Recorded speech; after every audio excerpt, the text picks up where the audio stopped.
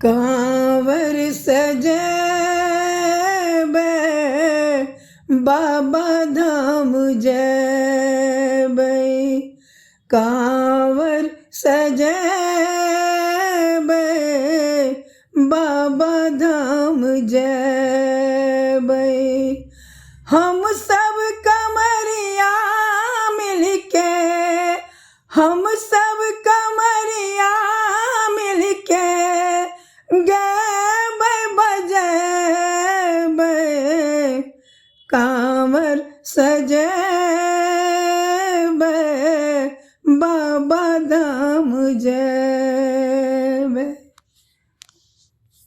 मैथिली भाषा के सबसे लोकप्रिय आ पैघ फेसबुक समूह हमसब मैथिल छी के सफलतापूर्वक 10 वर्ष पूर्ण हेबा के उपलक्ष्य में हम हृदय से बहुत बहुत अभिनंदन करै छी, बहुत बहुत बधाई दै छी आ हमर बहुत रास शुभकामना है। विशेष कऽ कऽ हमसब मैथिल छी के जे एडमिन छथि जे सुनीत ठाकुर जी, हम विशेष आशीष, विशेष शुभकामना, विशेष कऽ कऽ बधाई दै छी। खूब तरक्की करय हमसब मैथिल छी एक ग्रुप।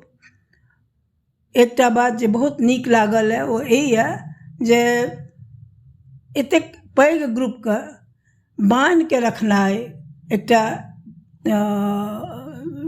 मने प्यार से बांध के रखनाइ जकरा कहै छै, प्रशासनिक तौर से भी बांध के रखनाइ जकरा कहै छै, नीक तरह से चलनाइ कहै छै, आ नीक चीजक प्रसारण प्रचार जे कहल जाइ छै से जे कहै छै से भेलैए, जे हमरा विश्वास होइए जे आगू चलि के मैथिल, हमसब मैथिल छी ग्रुप सुनीत ठाकुर जी के द्वारा खूब नीक चलतै आ खूब तरक्की करे। हमर बहुत बहुत आशीर्वाद है, बहुत बहुत शुभकामना है।